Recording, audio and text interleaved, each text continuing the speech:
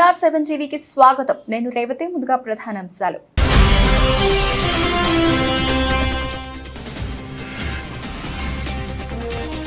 భాగ్యలక్ష్మి అమ్మవారిని దర్శించుకున్న కేంద్ర మంత్రి కిషన్ రెడ్డి. మోదీ మూడోసారి ప్రధాని అవుతారని ధీమా.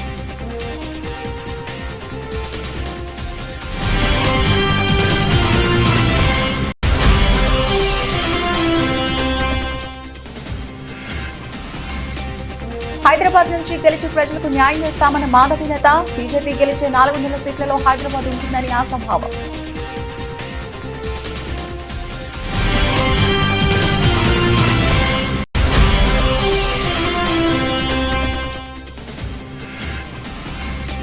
సినీ నటి హేమకు 14 రోజుల judicial custody. JMFC court judge ఎదుట హాజరుపరిచిన సిసిబి.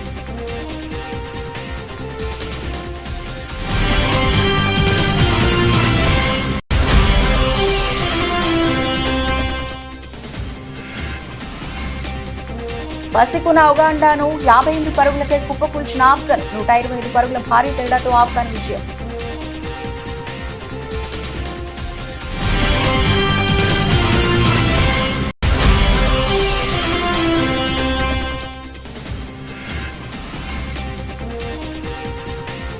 ఫలితాల ఎఫెక్ట్. నష్టాల్లో స్టాక్ మార్కెట్లు. 2000 పాయింట్లు క్షీణించిన సెన్సెక్స్.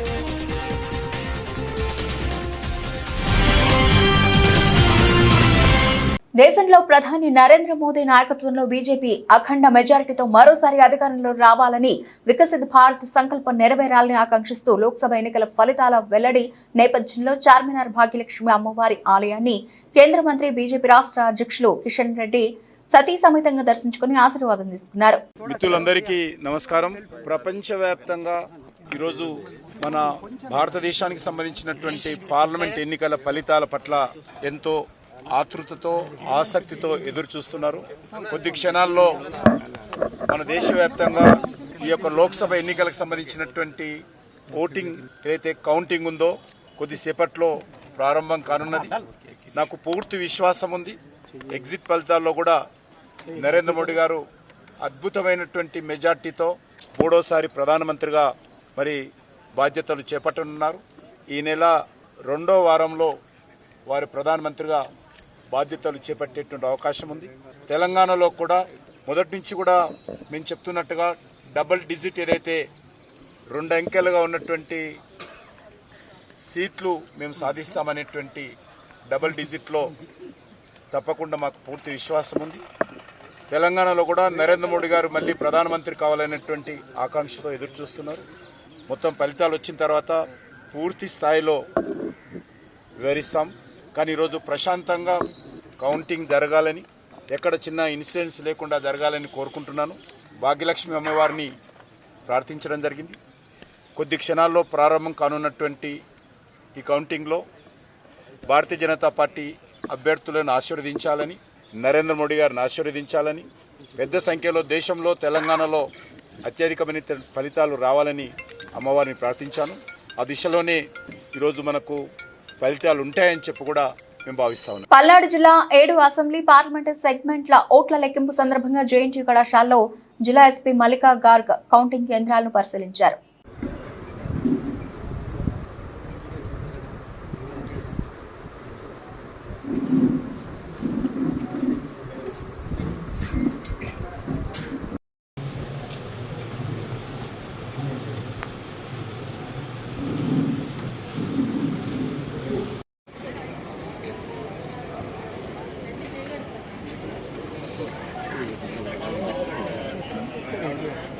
తాను ఫలితాల కోసం ఎంతో ఉత్కంఠగా ఎదురు చూస్తున్నానని, దేశమంతా హైదరాబాద్ లోక్సభ స్థానం వైపు చూస్తోందని బీజేపీ అభ్యర్థి మాధవీలత అన్నారు.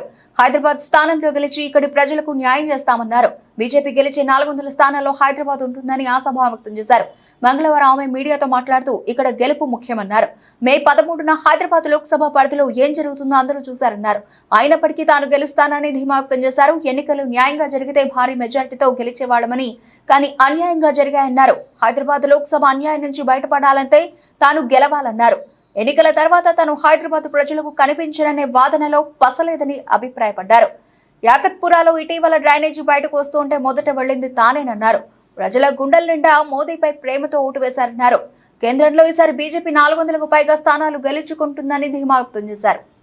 I'm pretty excited, and all of them who have voted for BJP in the entire country are looking forward for especially this particular seat, that we win and bring justice to Lok Sabha Parliament Hyderabad. We all know that Modi ji in the entire 2 terms have tremendously worked, meticulously worked for the nation. And he has not just worked and left the love, but he has also left a beautiful autograph of Modi Ka Parivar in the hearts of all Bharatiya.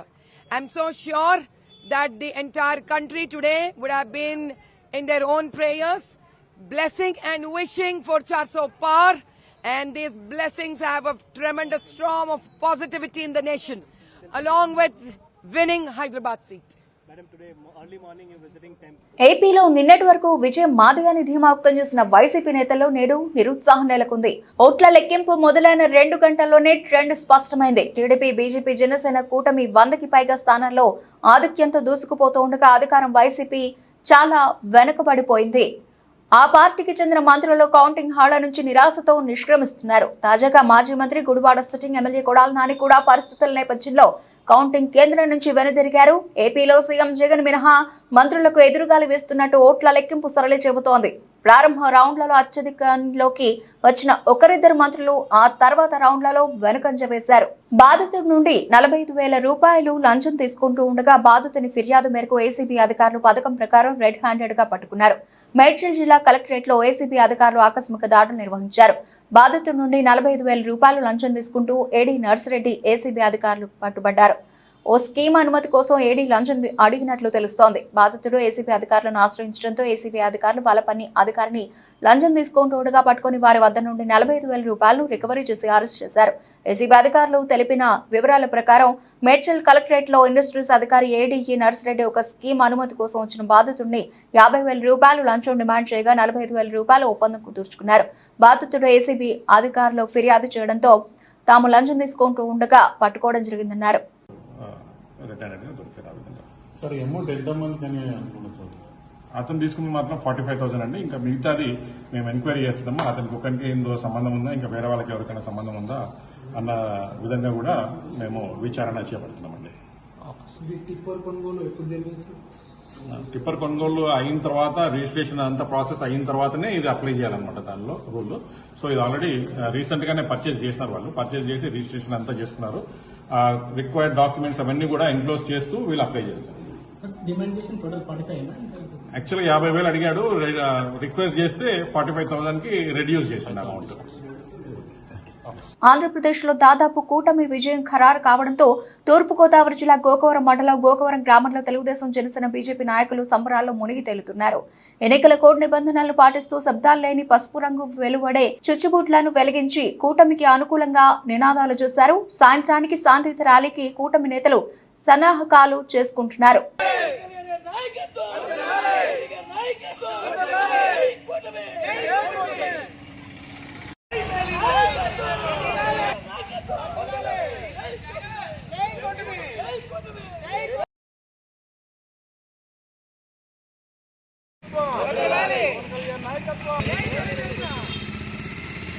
Suryapet sub register Surender Naik ఇటీవల అక్రమ లేఅవుట్లకు registration చేస్తున్నట్లు ఆరోపణలు తమ దృష్టికి వచ్చాయని, సొమ్ము ముట్టజెప్పిన వారికి ఏ పనైనా అవలీలగా పూర్తి చేస్తున్న సబ్ రిజిస్టర్ పై సూర్యాపేటకు చెందిన మేక వెంకన్న అనే వ్యక్తి ఏసీబీకి ఇచ్చిన ఫిర్యాదు మేరకు తన కూతురుకు ఇచ్చిన 800 గజాల స్థలం గిఫ్ట్ రిజిస్ట్రేషన్ చేసేందుకు 4 నెలలుగా తెప్పించుకుంటున్నారని, పెద్ద మొత్తంలో సొమ్ము డిమాండ్ చేయడంతో సదరు బాధితుడు ఏసీబీని ఆశ్రయించాడని, డాక్యుమెంట్ రైటర్ల ద్వారా డబ్బు తీసుకున్న రిజిస్టర్ పని చేయకుండా కాలం గడుపుతూ ఇంకా డబ్బులు డిమాండ్ చేస్తున్నట్లు సమాచారం అందడంతో దాడులు నిర్వహించామని, బాధితుడు మేక వెంకన్న నుంచి 90,200 రూపాయలను డాక్యుమెంట్ రైటర్లు కల్లూరు శ్రీనివాస్, తంగేళ్ల వెంకటరెడ్డి తీసుకున్నట్లు ఏసీబీ అధికారులు గుర్తించారు.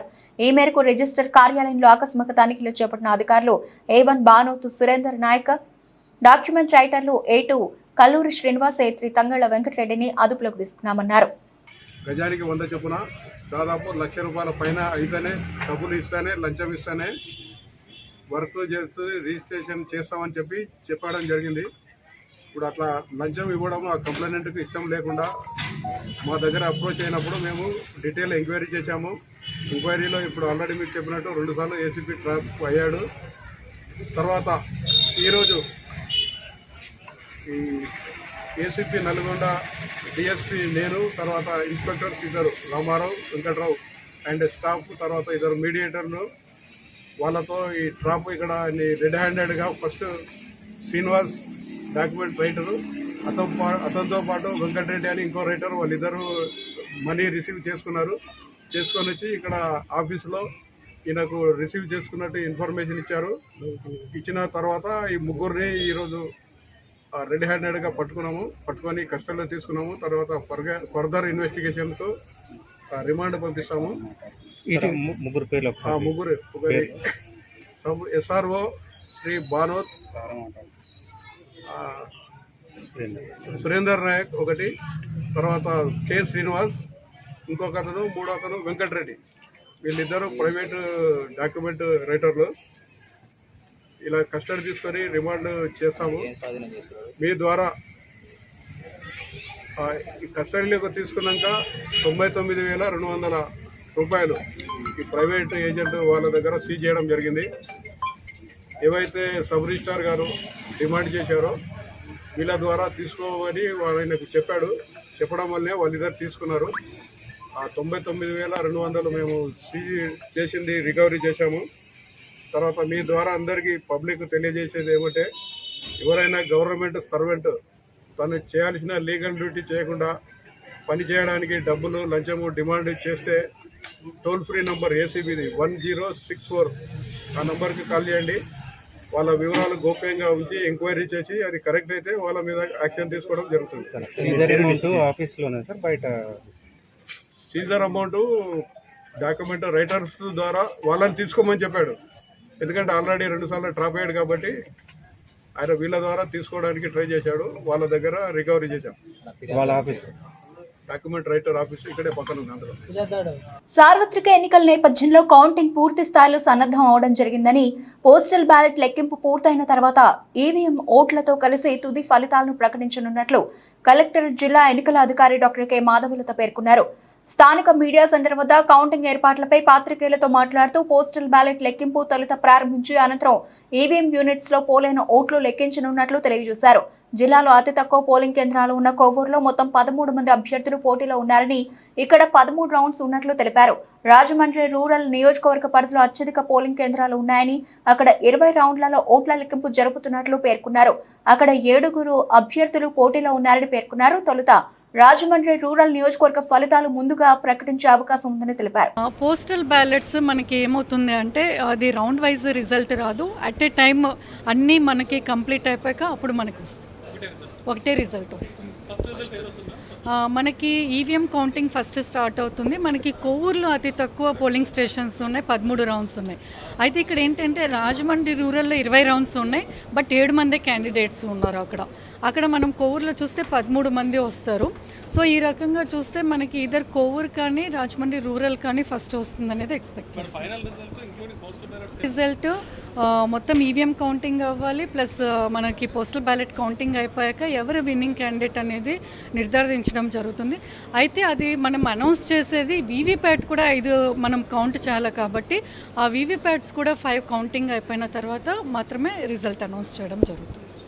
కులగణన విషయంలో కాంగ్రెస్ పార్టీ బీసీలకు ఇచ్చిన హామీని ఖచ్చితంగా నెరవేరుస్తారని ఇప్పటికీ నమ్ముతున్నామని, రాష్ట్రంలో సమగ్ర కులగణన చేపట్టి బీసీ రిజర్వేషన్లు పెంచిన తర్వాతే స్థానిక ఎన్నికలకు వెళతారని బీసీలు విశ్వసిస్తున్నారని బీసీ సంక్షేమ సంఘం జాతీయ అధ్యక్షులు జాజుల శ్రీనివాస్ గౌడ్ అన్నారు. పల్లివెల్లలో ఏర్పాటు చేసిన మీడియా సమావేశంలో ఆయన మాట్లాడుతూ, రేపటి జూన్ 4న ఎన్నికల కోడ్ ముగియగానే రాష్ట్రంలో కులగణన చేపట్టడానికి ప్రత్యేకంగా ఒక కులగణన కమిషన్ను ఏర్పాటు చేసి తక్షణమే కులగణన ప్రక్రియను ప్రారంభించాలని రాష్ట్ర ముఖ్యమంత్రి రేవంత్ రెడ్డి, బీసీ సంక్షేమ శాఖ మంత్రి పొన్నం ప్రభాకర్ కి జాజుల శ్రీనివాస్ గౌడ్ విజ్ఞప్తి చేశారు. 4న తెలంగాణ రాష్ట్రంలో అదేవిధంగా దేశవ్యాప్తంగా ఎన్నికల కోడ్ ముగుస్తుంది.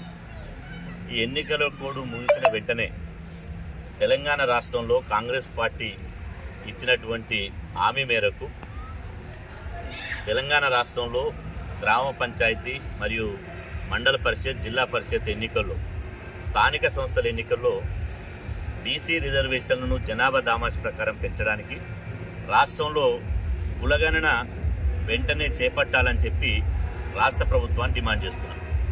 ఈరోజు కులగణన చేపడతామని చెప్పి మేము ఎన్నో పోరాటాలు చేసినట్టు హామీ ఇచ్చినటువంటి మేరకు కులగణన చేపట్టడానికి ప్రభుత్వం ఇప్పటి వరకు అయితే చిత్తశుద్ధితోటి ప్రయత్నం చేసింది.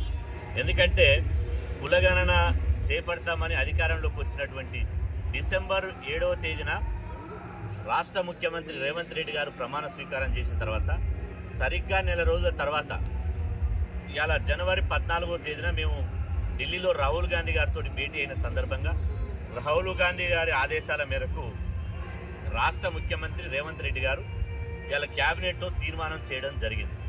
క్యాబినెట్లో తీర్మానం చేసిన తర్వాత మేము క్యాబినెట్ తీర్మానంతో సరిపోదు, ఇది అసెంబ్లీలో కూడా తీర్మానం చేయాలని చెప్పి మేము డిమాండ్ చేయడంతో వారు మళ్ళీ నెల రోజుల్లోనే రాష్ట్ర అసెంబ్లీలో కూడా తీర్మానం చేశారు. అదేవిధంగా రాష్ట్ర వ్యాప్తంగా 35 కౌంటింగ్ కేంద్రాల్లో ఎన్నికల కౌంటింగ్ ప్రక్రియ ఉదయం 8 గంటలకు ప్రారంభమైంది. కేంద్ర ఎన్నికల కౌంటింగ్ పరిశీలకులు నియోజకవర్గ రిటర్నింగ్ ఆఫీసర్ కలెక్టర్ సమక్షంలో స్ట్రాంగ్ రూమ్ల సీల్ ను తొలగించి ఈవీఎంలను కౌంటింగ్ కేంద్రాలకు తరలించిన ఆఫీసర్లు. దేశవ్యాప్తంగా ఎన్నికల ఫలితాల కోసం ప్రజలంతా ఉత్కంఠగా ఎదురు చూస్తుండగా మధ్యాహ్నం కల్లా విజేతలెవరో తేలిపోనుంది. ఇక కౌంటింగ్ కేంద్రాల వద్ద పరిశిష్ట బందోబస్తు ఏర్పాటు చేశారు పోలీసులు.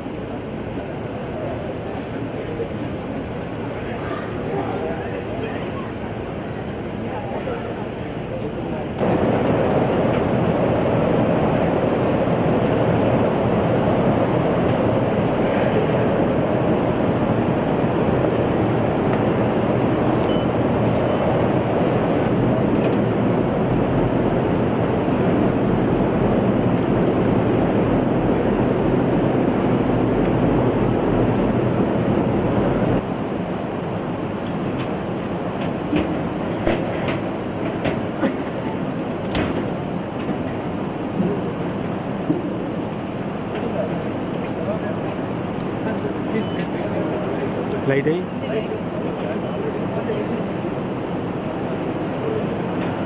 గుంటూరు నగరంలోని ఎన్నికల కౌంటింగ్ ఉన్న ఎడల గుంటూరు నగరంలో 144 సెక్షన్ విధించారు. ఎటువంటి పరిస్థితుల్లో కూడా అవాంఛనీయ సంఘటనలు చోటు చేసుకోకుండా పోలీసు వారు గుంటూరు నగర ప్రజలను హెచ్చరించారు. అయినా కానీ లెక్క చేయని బార్ అండ్ రెస్టారెంట్ యజమానులు సాయంత్రం 6 గంటలు కూడా బార్లు సీజ్ చేయండి, బహిరంగంగా మద్యం అమ్ముతున్నారు. తెలంగాణ సాయుధ రైతాంగ పోరాట యోధుడు కామ్రేడ్ రావి నారాయణ రెడ్డి 118వ జయంతి సందర్భంగా ఆయన విగ్రహానికి సిపిఐ నేతలు నివాళులు అర్పించారు.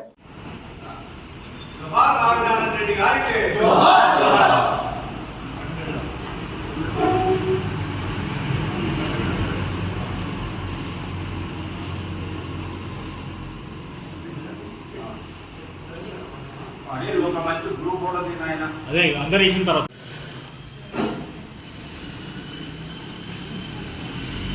రావి నారాయణ రెడ్డి గారి 117వ జయంతి సందర్భంగా భారత కమ్యూనిస్ట్ పార్టీ తరఫున విప్లవాలను తెలియజేస్తాము.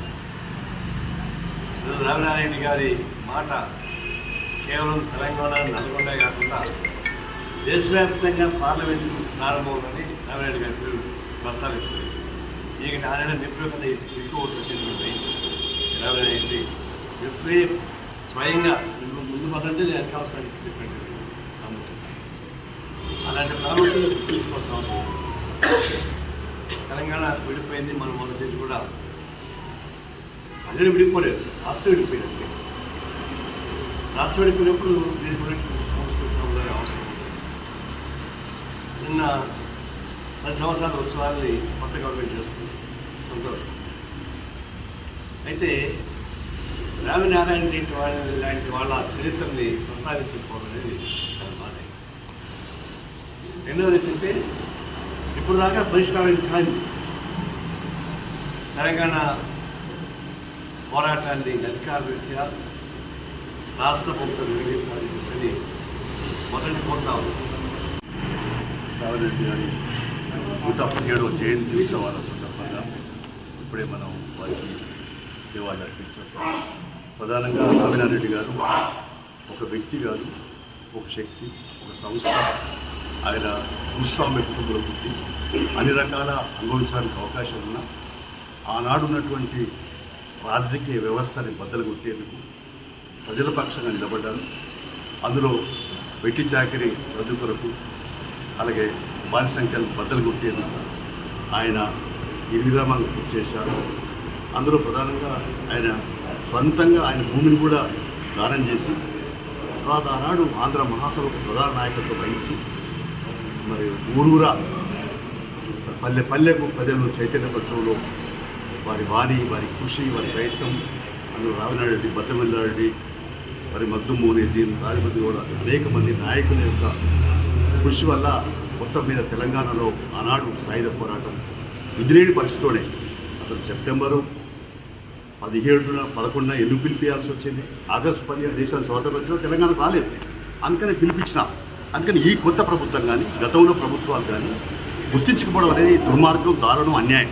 కాకినాడ జిల్లా జగ్గంపేట నియోజకవర్గం కిర్లంపూడిలో ముద్రగడ ఇంటి వద్ద పోలీసుల పహారా. పిఠాపురం ఎమ్మెల్యేగా పవన్ కళ్యాణ్ గెలిస్తే పద్మనాభరెడ్డిగా పేరు మార్చుకుంటానని ముద్రగడ పద్మనాభం గతంలో ప్రకటించిన తరుణంలో అల్లర్లు జరగకుండా పోలీసులు ముందస్తు జాగ్రత్తగా పోలీసు బందోబస్తు ఏర్పాటు.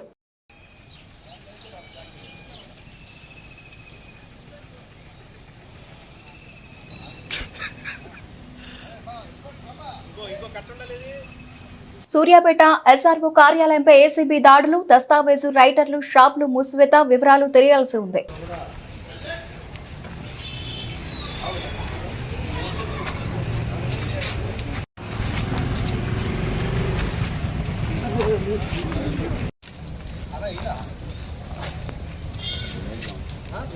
మంగళవారం ఉదయం వేకువజామున హైదరాబాద్ లోని తన నివాసంలో మల్కాజ్గిరి కాంగ్రెస్ ఎంపీ అభ్యర్థి పట్నం సునీత మహేందర్ రెడ్డి గోమాతకు పూజ చేశారు.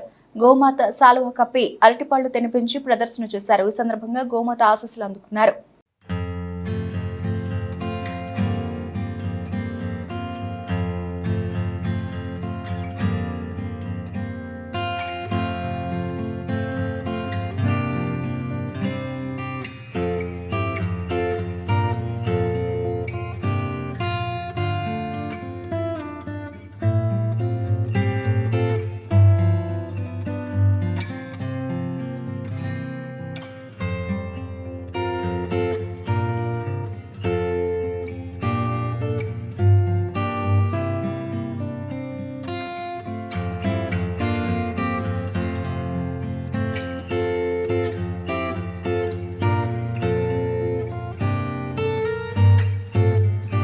ఢిల్లీలో తాజ్మహల్ ఎక్స్ప్రెస్ లో మంటలు చెలరేగాయి. సరితా విహార్ స్టేషన్ దగ్గర రైల్లో పెద్ద ఎత్తున మంటలు చెలరేగాయి.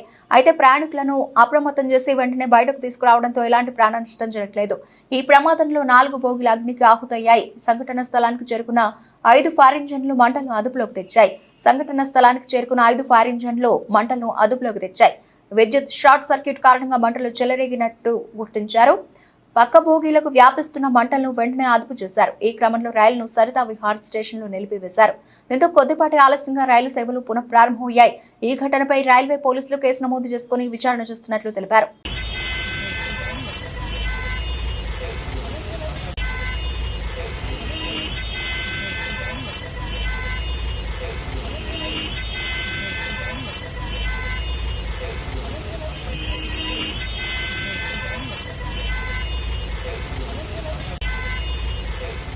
లోక్సభ ఫలితాలు వెలువడుతున్న వేళ స్టాక్ మార్కెట్లు భారీగా పతనమయ్యాయి. సెన్సెక్స్ 30 సూచీలోని షేర్లన్నీ నష్టాల్లోనే కొనసాగుతున్నాయి. సెన్సెక్స్ 2000 పాయింట్లు నష్టపోగా నిఫ్టీ 846 పాయింట్లు కోల్పోయింది.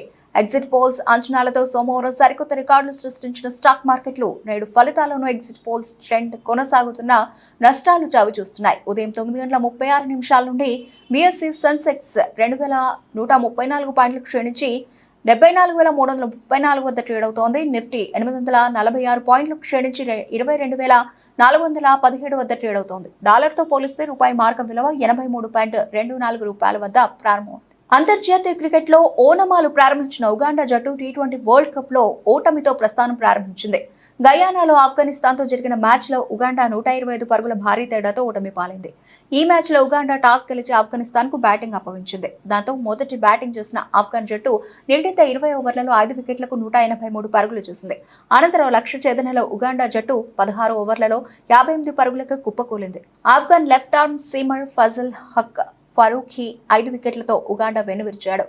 నవీన్ ఉల్ హక్ 2, కెప్టెన్ రషీద్ ఖాన్ 2, ముజీబ్ 1 వికెట్ తీశారు. ఉగాండా జట్టులో రాబిన్సన్ ఓబుయా చేసిన 14 పరుగులే అత్యధిక స్కోరు. రియాజిత్ అలీ షా 11 పరుగులు చేశారు. వీరిద్దరూ మినహా ఆ జట్టులో మరెవరూ 2 అంకెల స్కోరు నమోదు చేయలేదు. బులెటిన్ ముగించే ముందు హెడ్లైన్స్ మరోసారి.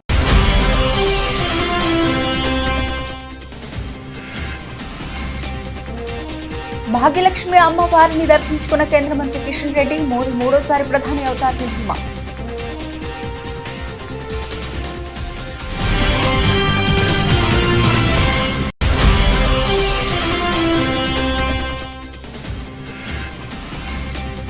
హైదరాబాద్ నుంచి గెలిచి ప్రజలకు న్యాయం చేస్తామన్న మాధవీలత. బీజేపీ గెలిచే 400 సీట్లలో హైదరాబాద్ ఉంటుందని ఆశాభావం.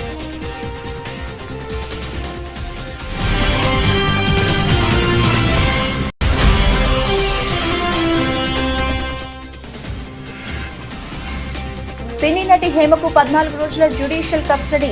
జేఎంఎఫ్సీ కోర్టు జడ్జి ఎదుట హాజరుపరిచిన సిసిబి.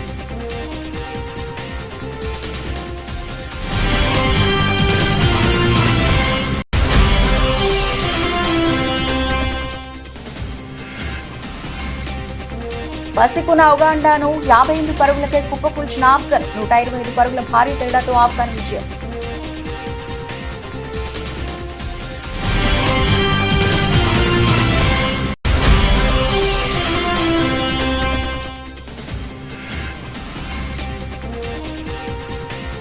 ఫలితాల ఎఫెక్ట్. నష్టాల్లో స్టాక్ మార్కెట్లు. 2000 పాయింట్లు క్షీణించిన సెన్సెక్స్.